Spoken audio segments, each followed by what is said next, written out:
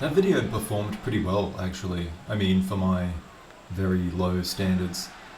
But I was worried, especially when Russia showed up on that list of places that video was banned, because I am convinced most of my viewers are Russian robots. But if you're not, thank you for watching and welcome. This is the first introduction we have to the NWO and their new look and their group and their entrance and all of that stuff. And they got in the ring and said that there's much more to come from them, so we'll keep an eye on that. But here's a pretty butch bout in Corbin, Happy Corbin, and Big Boss Man. Ranked bout this one, and Corbin went right at Big Boss Man. He's of course got his Four Horsemen associate and manager, Bobby the Brain, at ringside with him. But he has been a little on the outs with the Horseman, just I guess just in his attitude.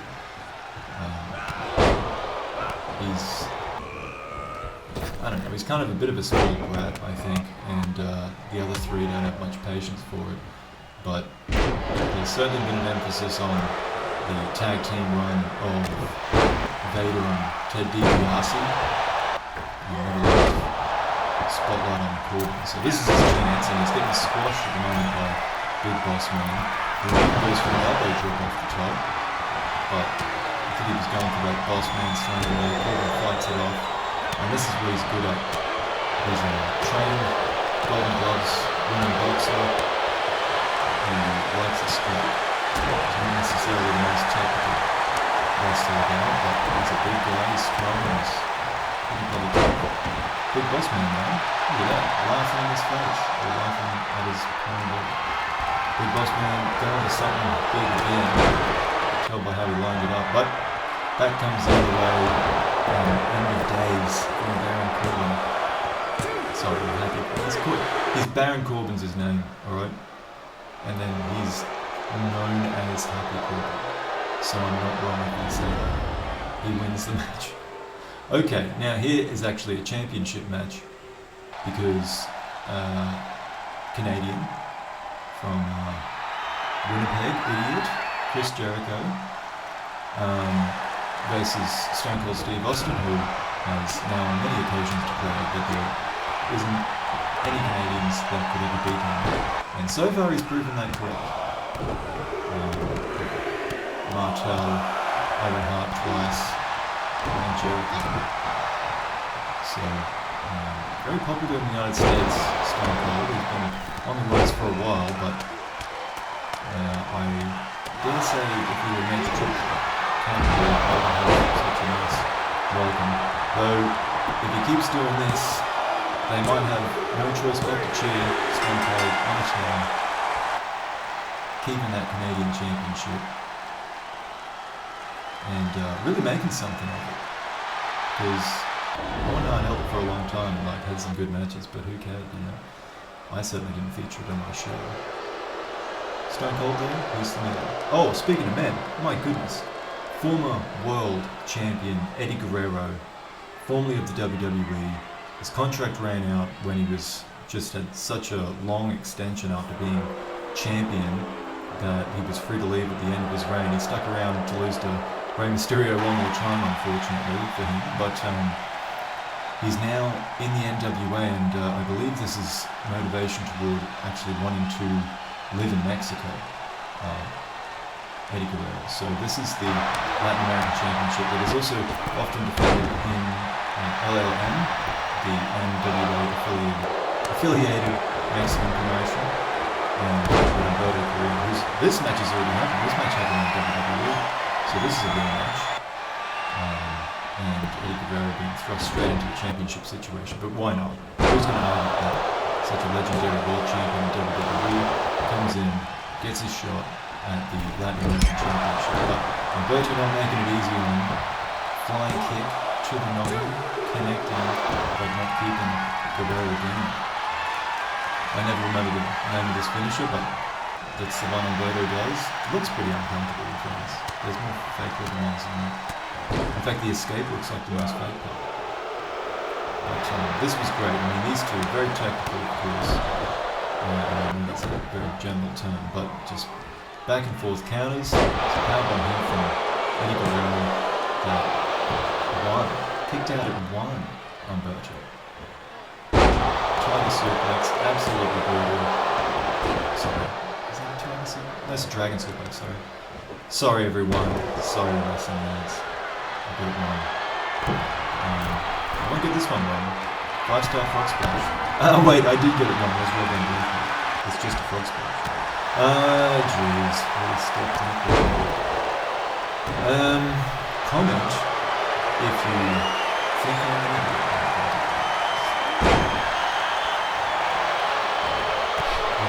Okay. This, look at that. That was more of that back and forth, you know, the counters and whatnot. So that's what a lot of this match was about. But this is how it came to an end. That big kind of warrior style powerbomb that he does.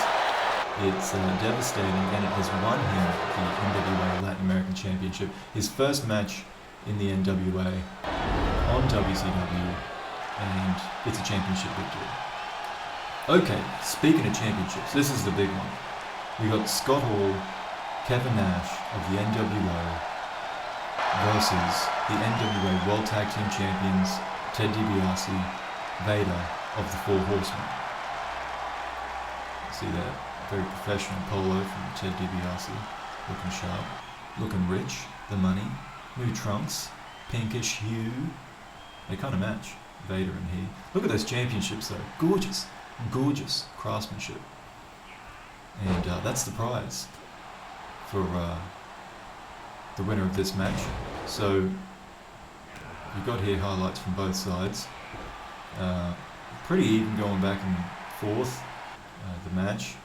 See DiBiase here even being able to lift Nash and laughing at him. Just noticing some noise in my roof. It's annoying when you remember that you live near people, but that's nothing to do with this. Nash with the backbreaker. Nash with a side walk slam or footpath slam, depending on your region. Vader just going in though. This is the two hosses going at it, and Vader getting the better of it. Look at that, just so aggressive. And even a powerbomb out of it too, just ripping Nash out of that corner like he was a cruiserweight. But Nash comes back powerfully. Sidewalk, footpath slam for him too. The other two get in. So the NWO is talking about, well, they've kind of alluded to expanding. And it's obvious that at this point they have so much political power in this company, given the contracts that they signed, given Hulk Hogan, the world champion, on their team. The political power in this group is unrivaled, maybe ever. This might be the most powerful faction. I know that sounds dramatic, but like real political power.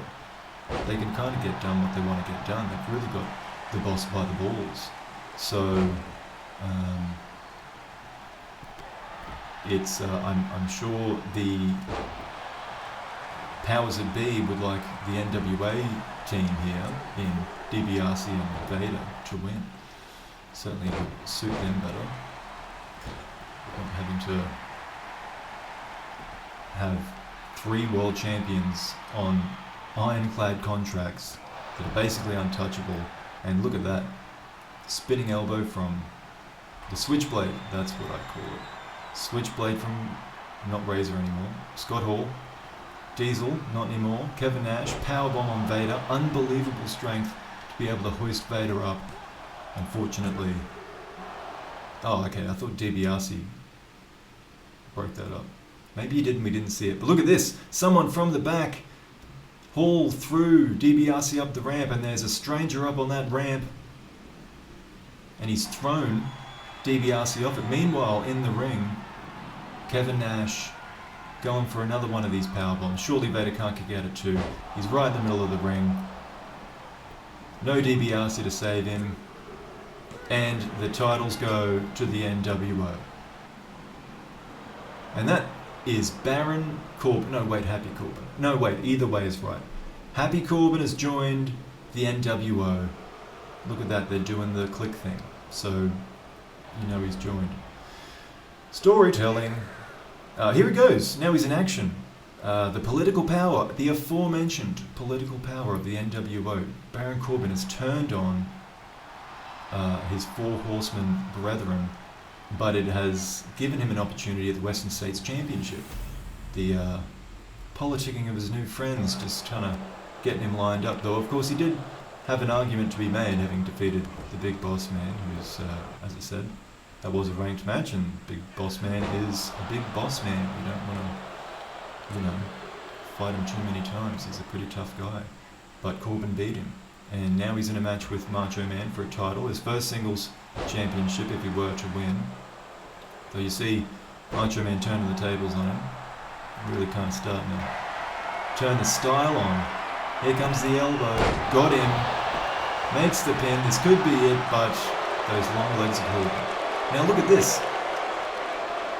Scott Hall coming out, distracting Macho Man, kind of paying back the favour to Corbin somewhat for his interaction in the championship match for the tag team titles. And you see here Corbin taking advantage, full advantage, end of days, cover-made, and that is Happy Corbin, your new Western States champion, celebrating with his new friend Scott Hall of his new faction, the NWO. I'm sorry about this. I tried a different thing with these fades. These fade I'm here to stay. Transitions. And I didn't really like them, but then I would have had to delete them all individually because I'm a fucking noob when it comes to Premiere Pro, so I just went with it. Something, you try it. You try something new, you try to grow, and you see how you go, and become a poet. This is going to be a good one. So we've already seen Eddie Guerrero in action for the Latin American Championship when he won it against Humberto Carrillo. Now against Humberto Carrillo's tag partner, Angel Garza, he's going to have to try and defend it. And this is in LLM. Look at the spring on Garza. The Mexican promotion, Mexico City. So, as I said, that title is probably most often defended in LLM, but the NWA reserves the right to book the champion if they so desire. Eddie Guerrero, certainly a reason to book that championship on Nitro. Big star Eddie Guerrero, former world champion, legendary world champion in my view. And you see here with the dragon suplexes and the not 5-star frog splash, he has picked up a rather straightforward win over Angel Garza and defended that championship. And he's in his new home of Mexico City, I guess. He's here to stay a while. We'll see how that pans out. We've got one more international visit before we wrap this up. Japan. I really like those little intros. Probably again speaking to my simplicity as a mind. Okay, so Naito, he's coming out dressed up because he's taking on the Pan-Pacific champion, Kota Ibushi. So this is an NWA championship. It's a pretty one, if you ask me. And it actually does say Pan-Pacific up there. It took me ages to edit that. So please take note.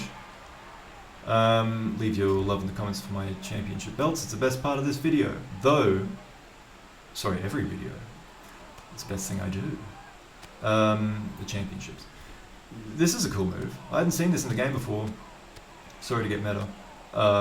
So this was cool that it pulled it off, and it's definitely something Naito would do because it looks insane. It's definitely something Kota Ibushi would take. Absolutely.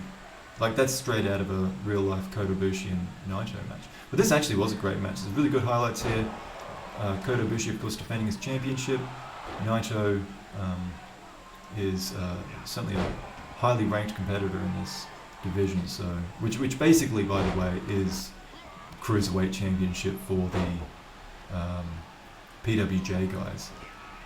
It's not, it's not actually It doesn't have a weight limit, that's just kind of the history of it, and that's just tends to be who generally challenges for it, is the cruiserweights.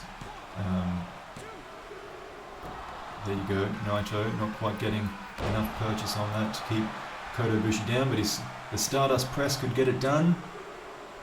No, it won't. So, and by the way, if I didn't mention, I probably did, but this is NWA affiliated programming. PWJ are an NWA affiliate. That matters to the story somewhat. Kicked out at 1 that time, Naito. And then look at the strength on this, lifting Naito up into a huge backdrop, and then going for that Kinshasa. Bomber-yay. Doesn't work though. Kota Ibushi has to take more drastic action, like putting Naito's head into a turnbuckle. Brutal. Goes again for the Kinshasa / Bomber-yay, and hits it. But not done there. Picks him up with a Kamigoye. Bang! That's got to be it. And Kota Ibushi retains. And that's it. I hope you enjoyed this one. Thank you very much for watching, and until next time, have a good one.